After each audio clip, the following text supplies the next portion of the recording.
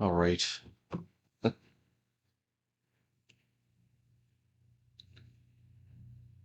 It's 8 a.m.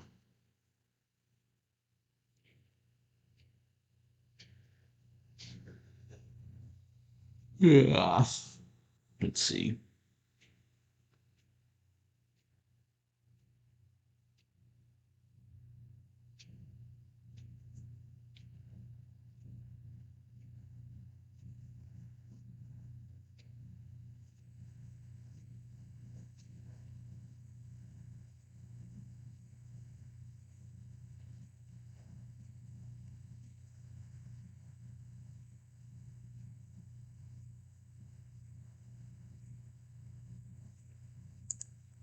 Good morning, everybody. Well, if you happen to be watching this in the morning,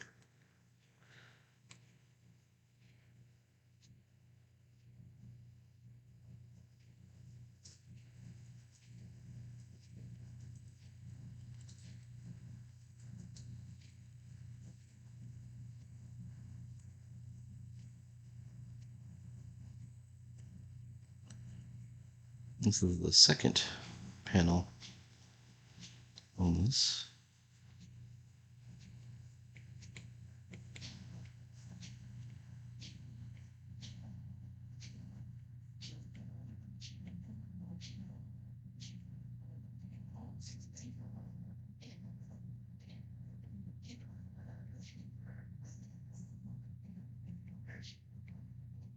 Hmm.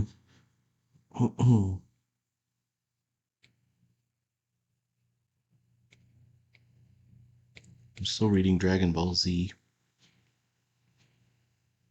which is going pretty well. I take back what I said. It's not just one big battle. They've now moved the action to space, to the planet of the Namekians, I think is what they're called. And Bulma, Gohan, and Guririn have all gone into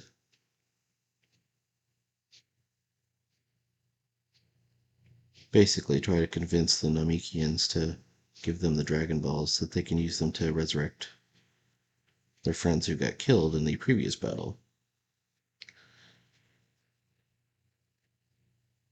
Which makes perfect sense. It's a nice quest, and we understand, you know.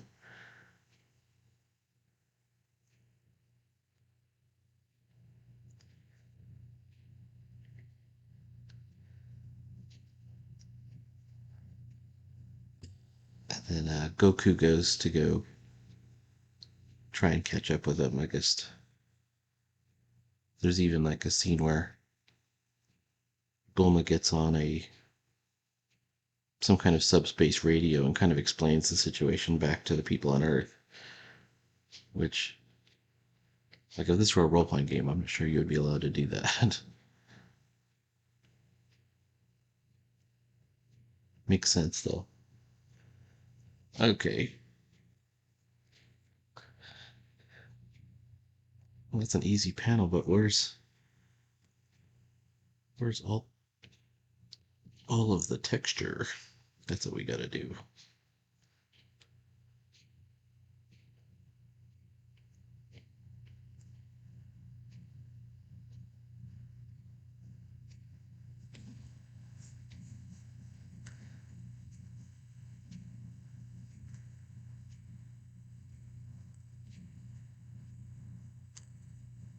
I want to show that he's carved out an area from these armored feathers.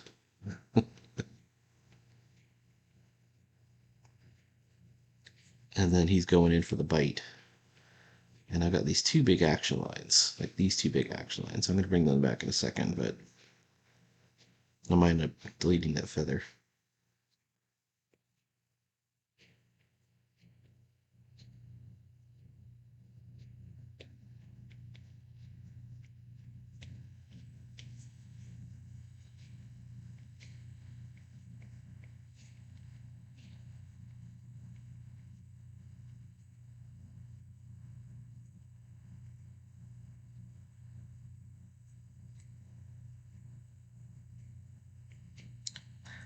figured out, or I just happened to observe this. There's this one video that I was watching, and I remember looking at it and go, wow, that's a sort of a popular video.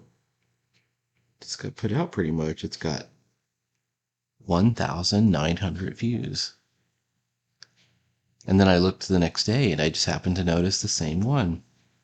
2,000 views. It ticked over from 1,900 views to 2,000 views.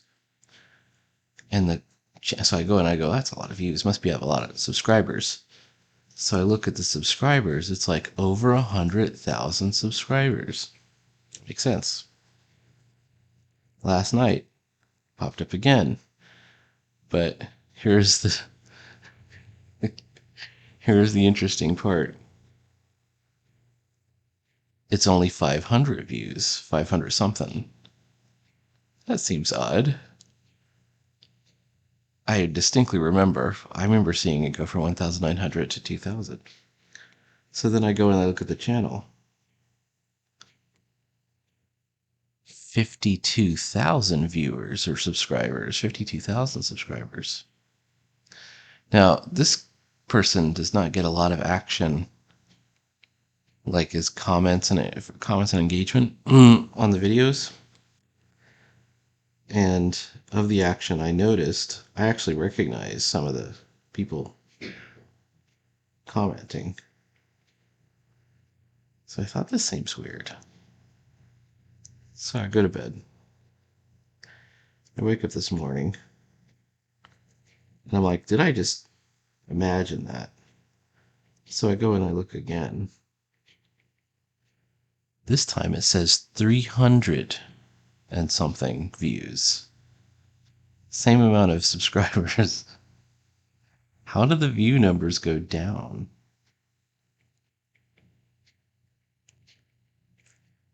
At one point, just for curiosity's sake, I actually looked up, and anybody could do this. How much does it cost to get viewers? And it's actually not that much. For like 1,000 viewers, it's like $20 or something like that. And I imagine there's some kind of economy of scale. So by the time you're ordering 100,000 viewers, or it might cost, I don't know. I don't know what the prices are. I'm not trying to sell the service to you because ultimately it's useless. What really matters, of course, is engagement and quote unquote content. Oh, I don't think I make content. I'm just basically trying to, for accountability purposes,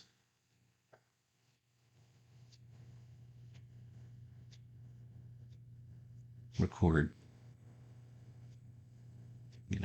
me doing this, my comic.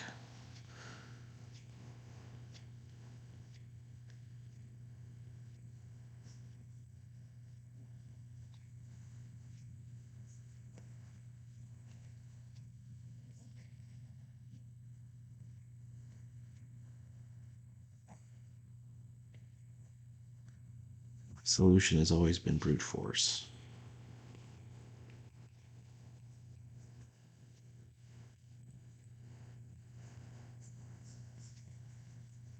If anybody ever doubted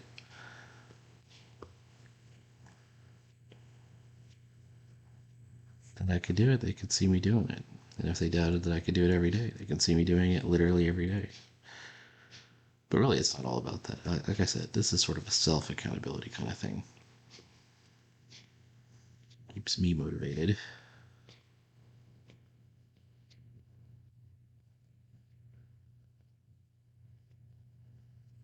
I hope it keeps other people motivated. I spend a lot of time listening to like Jake Parker, kind of like him.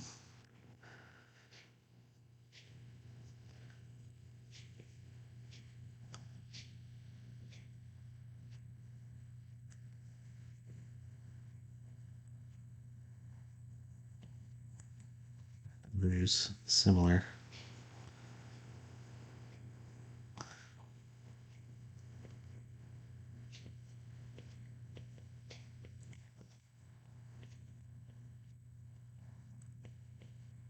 want to make the point that he's actually fighting in.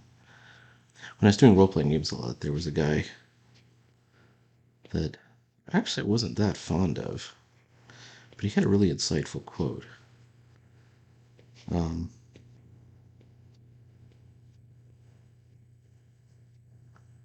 and it was that I'm much more interested in people that are on social media because they're creating role-playing games than people who are creating role-playing games to be on social media. You know, it's like that's their motivation, really. And I think there's a lot of that going around.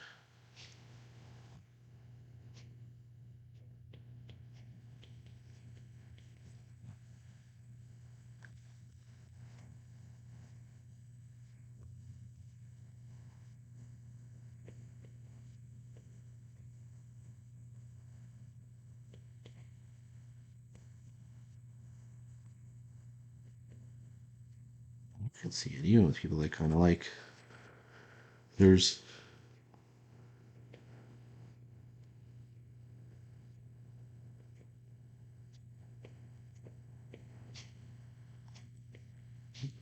who are in it for, I would say, questionable reasons.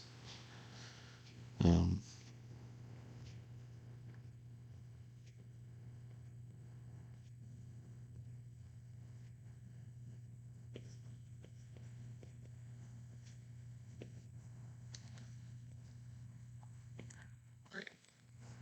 Other than this kind of gnarled up area, the feathers all have to go the same way.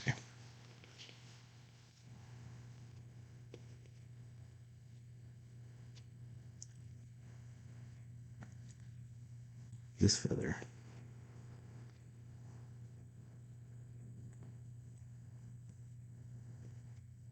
Right, something like that.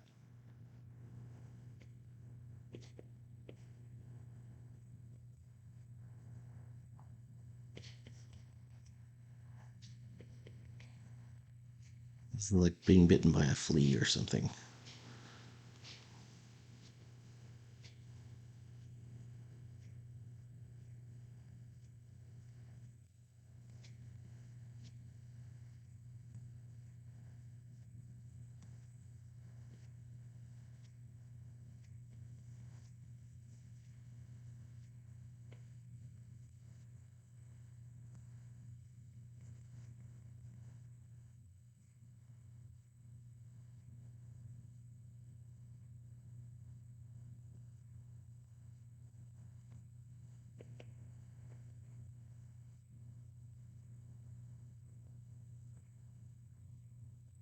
We're going to get through this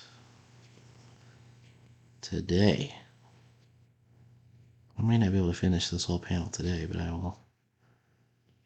I mean, rather, this whole page. I'll definitely finish this panel. The next panel is going to be more complicated. It's another big scene. Really gets thrown off. We can see that one of the card guards is still alive but injured. Can you see that? Yeah. He's down here in the corner. He's got this terrible tear. The other card guard is dead. And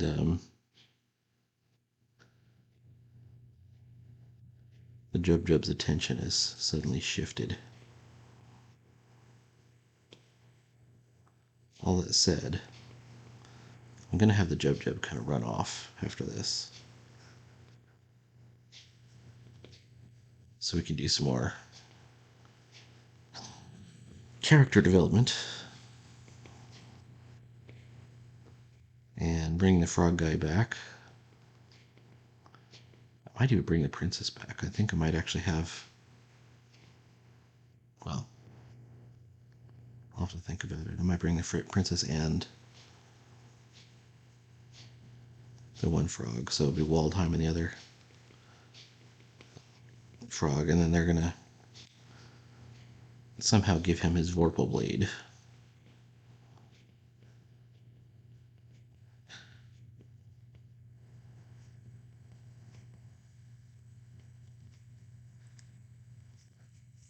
That'll be chapter 3. And I guess chapter 4 will be the final I mean, I could make chapter 3 the very final battle, but I think that's going to have to be at least one more, if not two more chapters,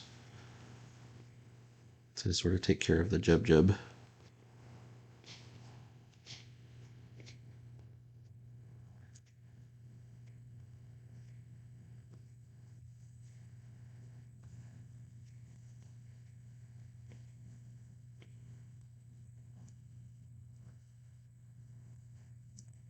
I don't know. Am I selling the idea that I've plucked out feathers? I might have to give him some kind of line. Have to keep trying. Maybe I can add a line up here instead of says have to keep trying. Maybe if I pluck some of these out, you know, or even a narration box up here or over there, or just leave it as is.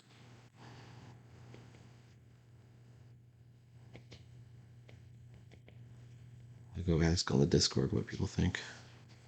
Always a good idea to get some feedback.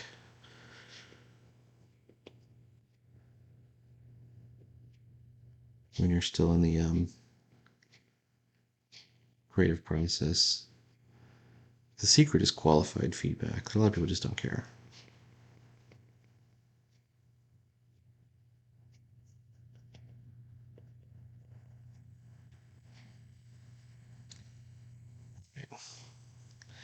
I feel like just like the books, I'm getting better at these feathers. Oh,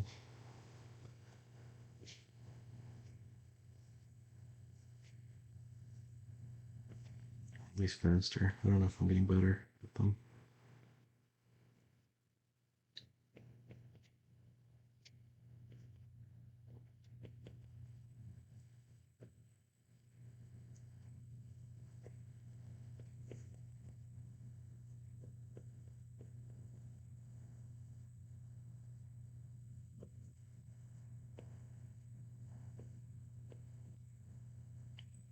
Okay.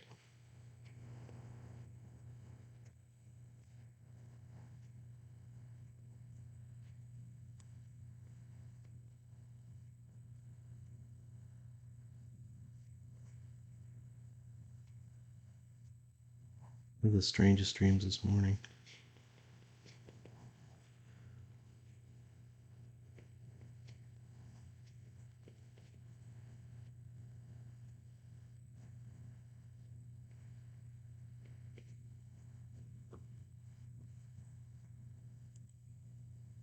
Alright.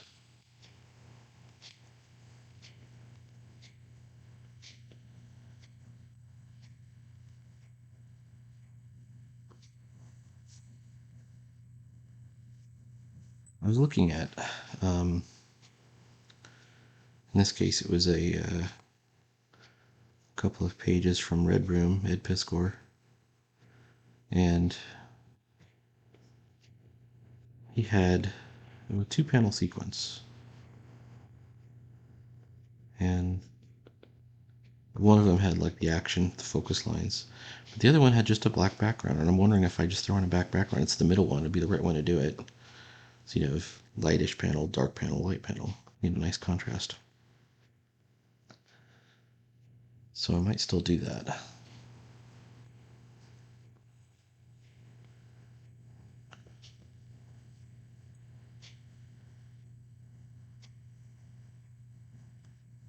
Wonder how that would work.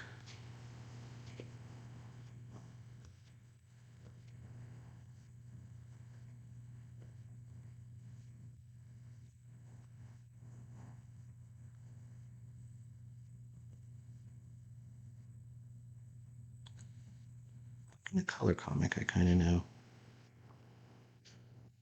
a way you could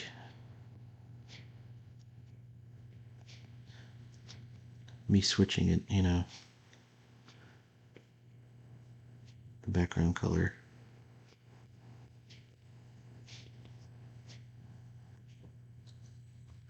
Oh, you know what we could do? We could do an action halo. Basically. All right, we're gonna hang on.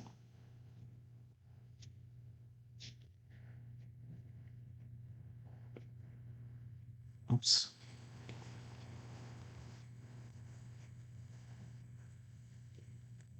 There's some action lines. But if we don't do the action lines, let's say instead we did this. We did that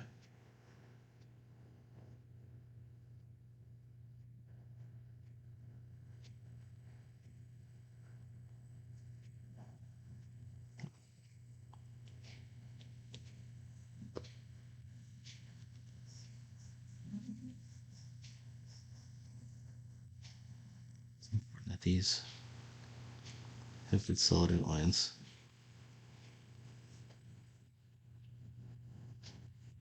Something like that. And then we do the black on the outline.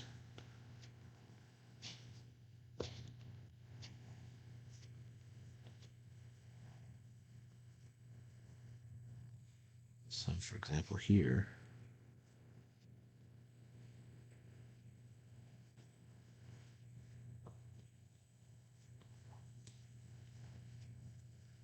I think this will be some nice contrast if we get it right.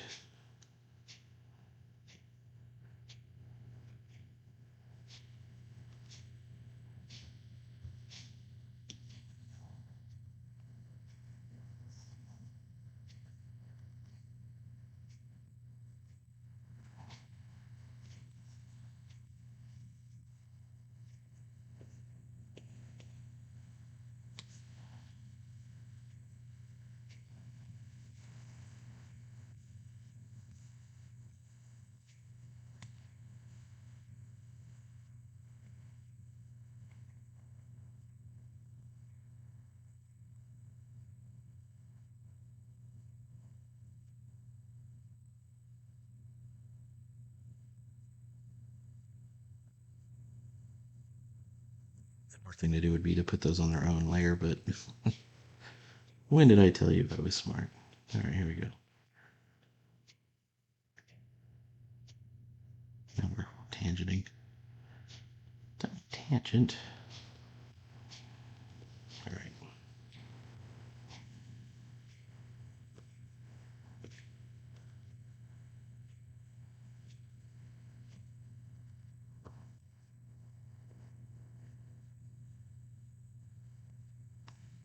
There's always a solution somewhere.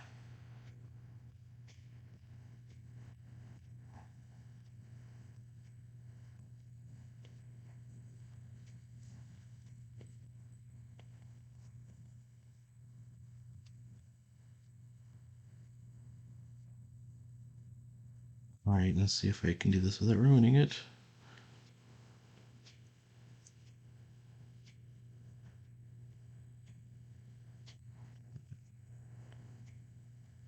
It worked.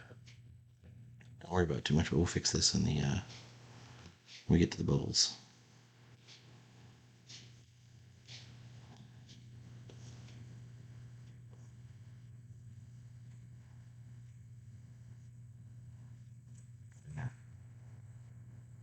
Sharpen my. There we go. This one feels a bit tangenty.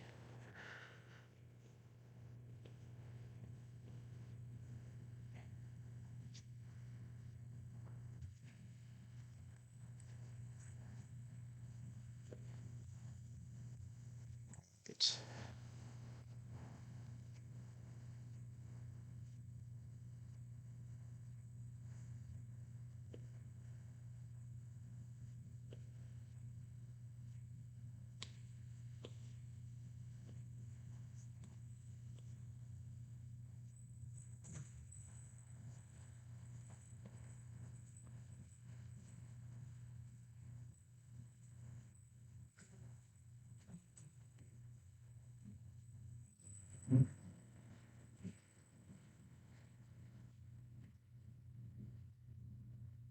ready. So preheat for 350.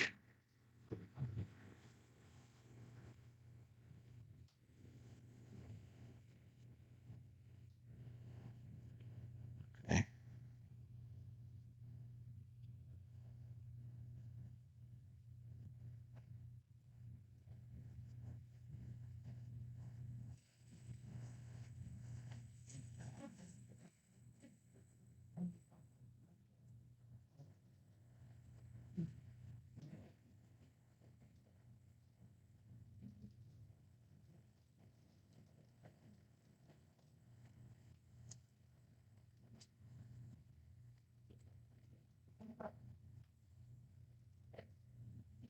There we go. Number 3? Yeah. And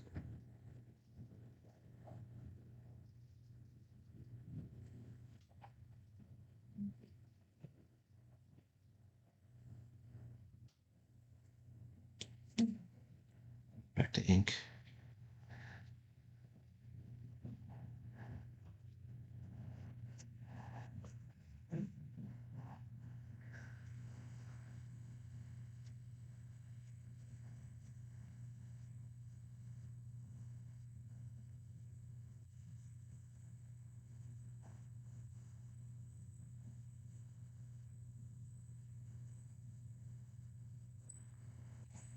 And is not great.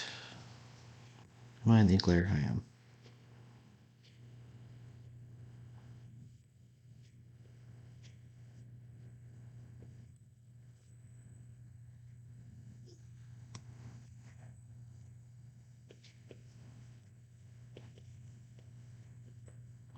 One of these days I'll get good at drawing claws, but for now.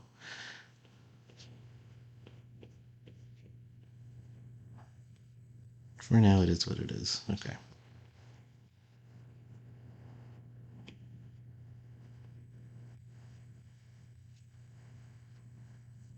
That is quicker than I thought it would be. All right.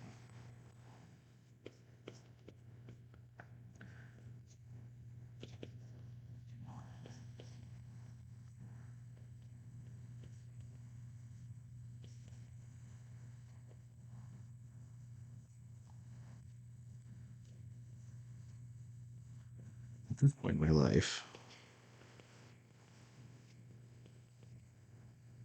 I think of comics as an offshoot of commercial art. Like it used to be the same guys that were going to get together and draw ladies' dresses or cans of soup for the weekly flyer. Those are who you got drawing comics. And the weekly flyer gig was the one that paid. So understand that you're on a temporal time basis type deal.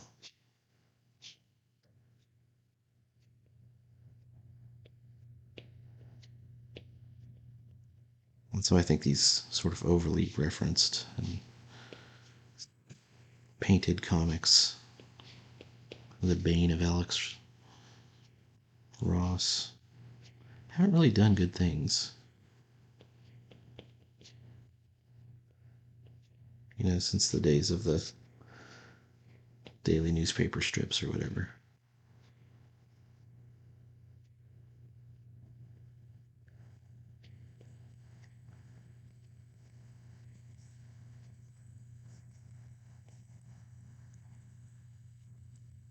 The first real problem that was encountered by the Image Boys is, if you watch that documentary, is they were all late, every one of them. As soon as they didn't have to worry about editors anymore, that's what happened.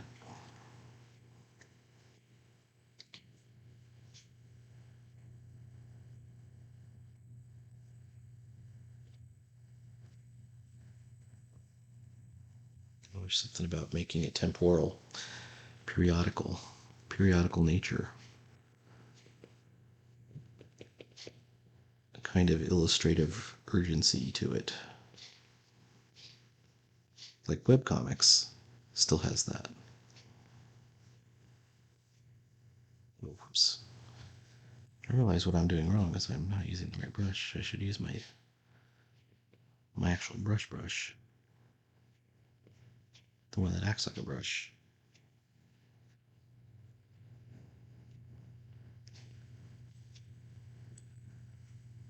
Speaking of non-brushes, I was looking at some of Toriyama's work in Dragon Ball Z. He definitely does not use a brush. He uses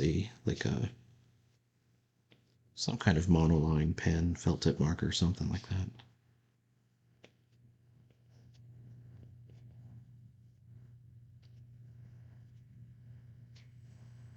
All right. Let's extend.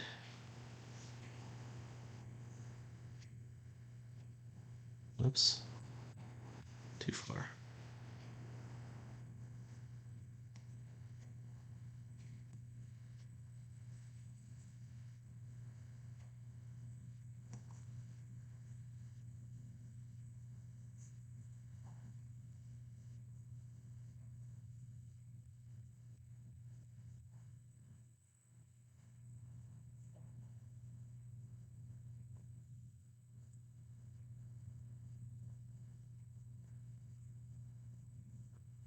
We'll have the big reaction in the next panel.